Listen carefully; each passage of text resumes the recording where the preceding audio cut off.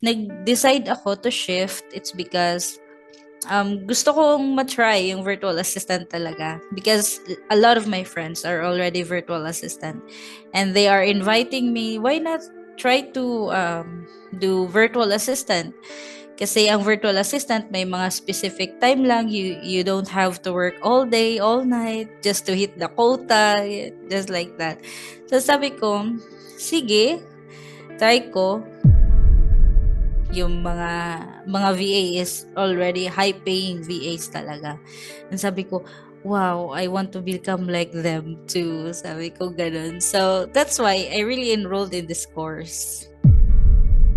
Kamusta na in terms of salary?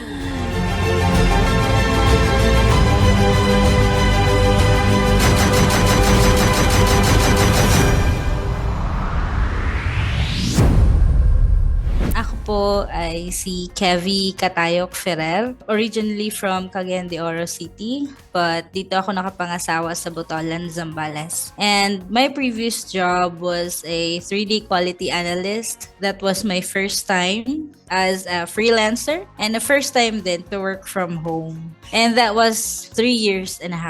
Napaka-amazing lang kasi yung mga clients from the United States, especially in San Francisco, they trusted Filipino workers with that. There's a lot of us actually, but different projects. Minsan may map, minsan sa mga buildings, and mga ganon. That's so amazing. So parang I could see na somehow parang customer service on call ka because real time ka nagtatrabaho. Would you say na drained ka or na challenge ka sa ganung lifestyle as quality analyst? For 3 years din siya, 3.5 years. I've been doing that since that was my first job during pandemic, November 2020. Oh, pandemic. Pag pandemic, ang daming opportunities Yes. online, no? Hindi ka na pala kailangan lumabas. For 3 years, bakit nag-decide ka nag-shift? Ano yung parang naging experience mo? Napagod ka ba? Nagsawa ka ba? Or you want to shift or change a new career? Actually, naging masaya naman ako for 3.5 years being a quality analyst. But nakakapagod siya to the point na you need to work all day, minsan all night until midnight to hit the quota. Yun lang yung disadvantage yun. Though masaya naman siya and the salary, okay lang din. But nag-decide ako to shift. It's because gusto kong matry yung virtual assistant talaga. Because a lot of my friends are already virtual assistant. And they are inviting me, why not try to do virtual assistant? Kasi ang virtual assistant may mga specific time lang. You don't have to work all day, all night just to hit the quota. Just like that. So sabi ko, sige, try ko to upskill yung alam ko sa freelancing. Also, gusto ko din talaga na ka-develop pa ng mga skills as a VA kasi yung mga previous jobs ko din dati is administrative task. And as a VA, may mga background din ako about doon. Just wanted to do more in this freelancing journey. Tama. You want more skills, more productivity skills. Kasi kung yung quality analyst lang, parang mo yun, paulit-ulit yung ginagawa. Yes. Parang may patterns na dumadating sa point. May similar na work din ako na ganyan na parang kahit Oo. ka na sa mind mo, papindot-pindot ka na lang. You know what I mean? So, ano na yung kinaibahan ng lifestyle na narinig mo or nararanasan mo nga na virtual assistant ka now versus quality analyst? Mas nakakagalaw ka ba sa bahay? Control mo ba ang oras mo and finances mo? Diyan sa quality analyst, flexible time din siya. Any time of the day, pwede mo siyang gawin, ganun. Disadvantage lang sa kanya is you need to think na for the whole day, hindi mo pa tapos yung work mo. Ay, may naiwan pa pala akong work, I need to finish it. Whereas, as a VA, meron siyang allotted time. Like, sa akin ngayon, I have allotted time, like 4 to 5 hours lang. I have more time with my family, with my husband, also with the household chores, and also be with my friends. Dito lang as a VA. I have more time than when I was a 3D quality analyst. Thank you for Mhm. sharing, Kevi. I agree with you. Kapag ganito nga yung work, mas meron tayong time sa ating mga Yes. family na nakakasama natin, mas stress-free, I would say. Yes. Especially wala namang yung ganun ngang quota. Well, depende pa naman sa client. Yung mga tulad na ganyan, kailangan talagang may reach ka, di ba, na goal. Hindi ka ba nag-research ng other niche of freelancing? Bakit pagiging Amazon yung napili mo? So, sobrang dami namang types of virtual assistants freelancer sa Pilipinas. Bakit Amazon? Okay.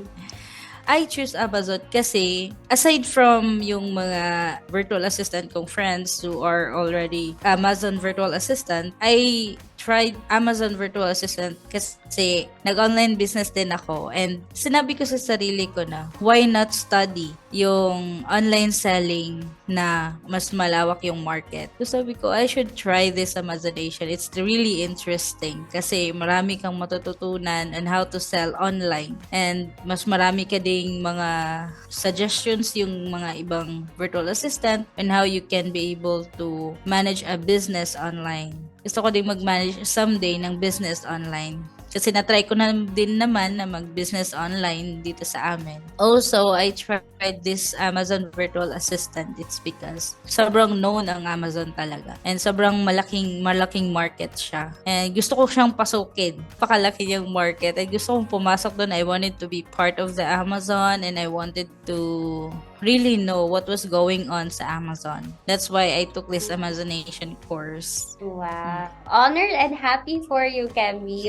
Madaming ang Filipinos na hindi lang yung mga local e-commerce ang kanilang bina-venture out but other, diba, like Amazon, Shopify, diba, para mas malawak yung market. And hindi imposible, no? Nag-sell ka na rin pala online and then mag-Amazon virtual assistant ka pa so hindi naglalayo yung forte mo. Yeah. Bakit kung meron ka ng experience sa e-commerce, online business, ba't kailangan mo pang mag-enroll sa Amazenation? I enrolled sa Amazonation. It's because yung mga friends ko talaga, sobrang makulit sila. And they told me na, why not become a virtual assistant first para mas malaki yung ma-earn mo na money than being a quality analyst or than being a online seller dito sa Philippines. Ganon. Sabi ko naman, pwede naman, ganun. But wala pa talaga akong planong maging VA before. But then, there was the devotional dito sa church namin, if you know the Church of Jesus Christ of Latter-day Saints. Oh, yes! It's a very big community now. It's like Amazenation. We're so happy to be with you guys. Yes, there was a devotional sa church namin and they introduced this Amazonation that you guys are really helping people to be a high-paying virtual assistant and not also that, to become an effective virtual assistant. So, I said, why not to join this community? And I really wanted to become a high-paying VA. So, ayoko yung mga putyo-putyo lang ako, yung ganon. So, gusto ko din talagang pag nag-upskill ako, talagang upskill din talaga. The reason why I took the course is gusto kong mapag-aralan yung product research. Kasi sobrang interesting siya para sa akin yung product research as an online seller. And, ayun, mas na-explain siya. Kasi ang dami. I am so happy to know that Amazonation has a very supportive community, and not only that, but yung mga VA is already high-paying VAs talaga. And sabi ko, wow, I want to become like them too. Sabi ko ganun. So that's why I really enrolled in this course. I can feel your certainty. You were very certain na alam mo na anong gusto mong maging. First of all, you want to learn. You want to be a high-paying virtual assistant. You want to learn all of these things, mga product research and ganyan. And also happy that your community, the Jesus Christ Latter-day Saints was also there to support you. Yes. Also naman, yung experience mo, yung nasa community ka na while studying the modules, were you overwhelmed? May mga times ba nahirapan ka? Ano ka pala? Advanced or elite student? Elite student. Okay. So, how was the journey for you studying? Well, sobrang overwhelming siya para sa akin kasi first time ko maging virtual assistant. So I said uy, wait lang, may ano pa, may product research, after that supplier sourcing, and then ito pa product listing. Ang dami-daming ginagawa every single week. Sabi ko, oh my gosh, kaya ko ba to? Hindi ko pa tapos yung PR, tapos nasa product listing na, ganun. Napaka-overwhelming siya para sa akin at first. But then, sobrang nakatulong yung coach. Shout out kay Coach Janet. Oh, hello, Coach Janet. Oo. Si Coach Janet ang nakatulong talaga sa akin na sobrang patient niya talaga. Sobrang patient niya na coach na kaya mo yan, Kevy. Kasi yung weakness ko dati, yung pag-i-English, ganon. Sabi niya, I should suggest na mag-read ka ng books in English. Marami siyang mga suggestions sa akin to boost. Yes. Opo, to boost my confidence. Despite na sobrang maraming ginagawa sa modules. And meron din akong takot with interviews and finding clients from other countries, ganon. So, talagang sobrang, overwhelming siya pero masaya. I love it. There's like a support system. Merong heart. Na-feel ko yung heart na pag-alaga sa'yo ni Coach Janet. Yes. Pati yung, alam mo yun, in-advise pa yung something that is not related about Amazon, virtual assistant. Parang, read books to enhance your vocabulary, ma-practice ang mo. Nakakatuwa naman. Yes. Apakabait po ni Coach Janet. Hello, Coach Janet! Paano naman yung mga accountability buddies? How was it working with them? Or paano kayo tulungan? Or was there a competition? With my accountability buddies, actually, dalawa kami. Actually, tatlo kami. But, dalawa kaming talagang nagkakaroon ng conversation and helping each other and lifting up each other. Especially kung like nanghihina na yung isa kasi nahihirapan na sa modules, ganun. Ako kasi talagang nung simula nung nag-start yung Amazonation journey ko, talagang gusto ko talagang ma-finish kaagad, makuha ko yung mga ganito, ganyan. So ako yung nauunan, then minsan nahuhuli yung accountability buddy ko, kaya sinasabi ko na, kaya mo yan, may mga tanong ka ba, ganun. Kaya tulungan lang talaga. I'm happy with my accountability buddies naman.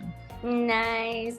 I love it. Kung ikaw ay nasa momentum ka, share mo yung ganong energy mo sa accountability body mo. So, ayan guys, those are one of the values and culture of our community. It's teamwork and camaraderie. And for those of you guys who are watching right now, so go to our description box below. Meron dong link of our free ebook. Just type in your name or email addresses. Papadala namin kayo ng free ebook. So you know what it's like or have a head start of what it's like to become an Amazon VA like me and Kevy. Yeah. So babalik tayo sa iyo, Kevy. So, minention mo na hirap ka mag-English. Paano ka nagkaroon ng client na taga-ibang bansa?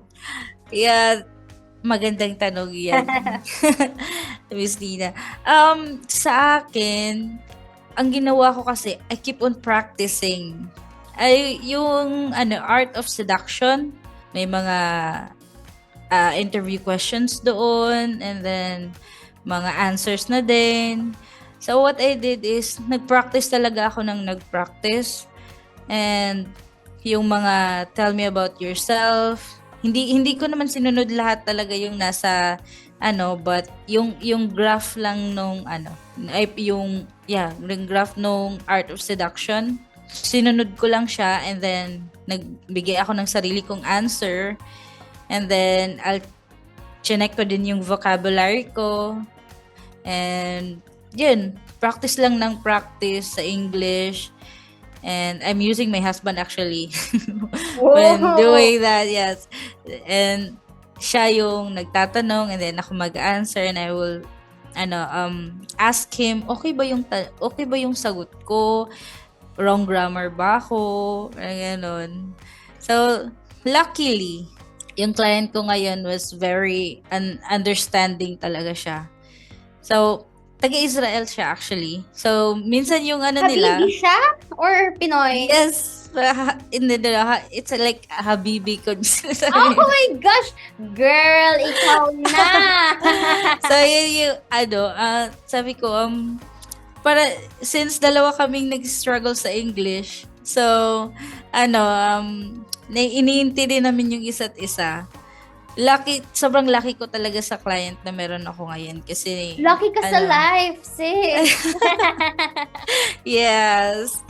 Kaya yun lang yung masasabi ko. Just keep on practicing lang and then you should have a buddy that will help you with the grammar and then also pwede din family member or your best friend to help you with all the grammars. Yan lang. Wow. 2 things I learned from you, Kevin, is consistency. Kahit 'di ba, may mga setbacks tayo sa sarili natin, but if we put in the work and consistent tayo nagpa-practice every day until ma-reach natin yung pagiging expert or ma-hone yung English speaking skills natin. And pangalawa, find a very, very good partner. Totoo yan. Totoo talaga. And then, nag-ano din talaga ako. Nanood din ako ng mga movies in English, sing a song in English, or read books in English. Yung mga suggestions ni Coach, as in, ginawa ko yun before my interview with my client. Para practice din siya. Masasabi ko na sulit talaga yung elite class, no? Kasi yes, I'm gonna be very transparent. sulit siya. Merong mga hindi ganun ang na-experience kasi daw ganito, ganyan. But for some naman talaga, if ikaw yung magpupursige, ikaw yung magpupush, magte-take action ng ganyan, masusulit mo siya eh. Hindi siya yung parang nakaano ka lang, mag-aantay. Yan. And takes a lot of patience din kasi yes. kaming students ng Amazon Nation. hindi lang onting tao hinahandle ng mga coaches. So, yun. Okay, so going back again to the question, how did you make a compelling cover letter or how did you got the attention of your client without having any experience at all? Nagpatulong ako sa coach ko. Sabi ko, Coach, paano to? Hindi ko alam kung anong gagawin, kung ano po yung ilalagay ko since I have no experience as VA. What should I write? What should I do? And then, si Coach, nagsabi siya sa akin na i-use mo yung mga previous job mo that would be related to a virtual assistant task. Sabi niya gano'n. And then, I think na, oo nga, no, yung mga, kasi secretary ako dati, naging receptionist, cashier, and all, gano'n. And sabi ko, sige, maghanap ako ng mga responsibilities doon that can be related to a virtual assistant na task. So, yun yung pinagawa niya sa akin. And then, sabi niya sa akin, with my cover letter is, you need to be straight to the point. Hindi na yung mga flowery words and all. Like, straight to the point, kung ano ka, sino ka, that's it. Kasi makikilala ka din naman yung client mo sa interview. And then, i-explain mo lang din lahat doon. Kasi yung client ko ngayon, talagang direct to the point yung cover letter na ginawa ko. Na ito ako, ganito ako, ito yung kaya kong gawin. Ayan. Yan yung ko, like, hindi siya mahaba. So, lang siya. Hindi naman siya sobrang short, but nasa medium, lang siya, letter. Ayan guys, I hope you guys are taking notes sa mga sinasabi ni Kevin. So nakita niyo yung parang formula, 'di ba? Like she's taking some of her experience sa past work niya and she makes it sure na related siya sa kung anumang niche sa pagiging Amazon VA. Kaya yan, parang CPC, listing, product research, meron kayong makukuha dyan na magandang experience that will be a great asset when you create a cover letter or apply. So, yan ang mga pinag-aaralan sa The Art of Seduction. So, we don't just teach, 'di ba, mga technical softwares lang, but also how to, 'di ba, speak in or sell yourself sa client and personal development pass. Right, Kevin? Totoo. Okay. So, thank you so much, Kevin, na inspire kami sa mga stories mo. If you could compare yung life mo before ka maging Amazon VA na quality analyst ka, paano mo ma-differentiate kung ano na yung estado ng life mo right now? Ikukumpara ko siya sa dati kong work. Ngayon is sobrang marami akong time. Sobrang marami akong time ngayon.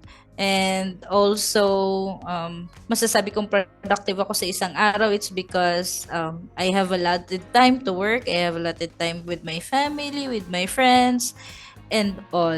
Kaya yun talaga yung isa sa mga difference doon. Kasi nung 3D quality analyst ako, I work all day, all night.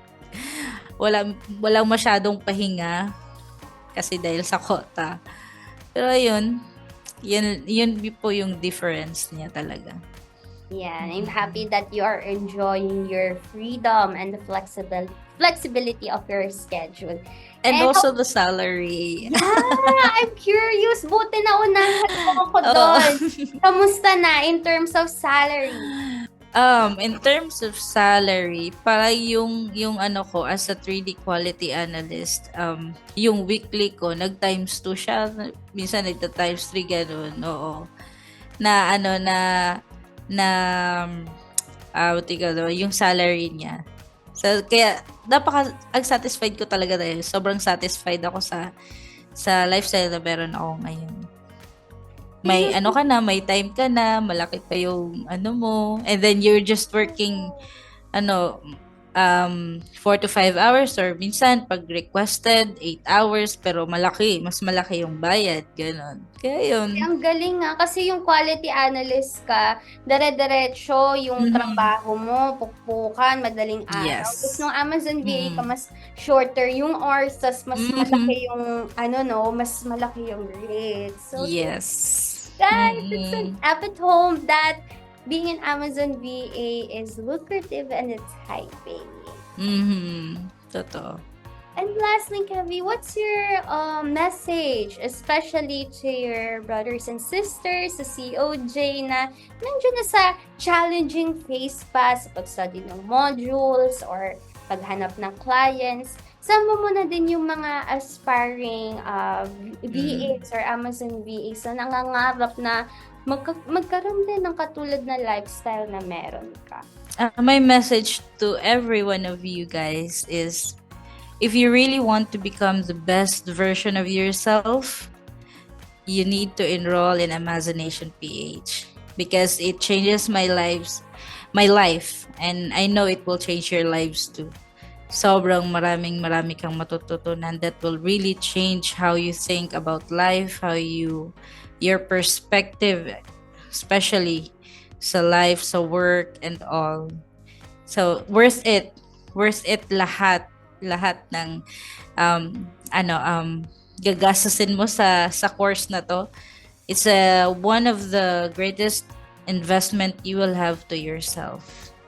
Kaya I tell you, enroll na kayo. And how about naman sa mga friends natin from Jesus Christ Latter-day Saints? Oh, special message for them. To all my friends na still struggling to find a client, or kung may client man kayo ngayon, just be consistent and be patient with yourself. Talaga. Yun talaga ang pinaka, ko sa inyo na to be really consistent sa effort na meron kayo. Don't stop. Don't stop. If you're tired, you can rest, but don't stop. Don't quit. Kung si Heavenly Father prepared a blessing for you, prepared a client for you. Kung ano ang nakalaan sa'yo ay para sa'yo talaga. Kaya be patient and be consistent. Ayan, thank you so much, Kevin, for the words of wisdom. I enjoyed so much of your energy. That nakasmile ka the whole time. Yung tuloy napapasmile ako. And napaka-motivating ng story mo. Yan. Sige. So, before I let you go, my last question to you is, are you a proud ASVA member? Yes, of course. I'm really, really proud to become part of the Amazonation PH. Actually, I forgot to mention Yes. during my final interview with my client right now, they asked me kasi I have no experience as a virtual assistant.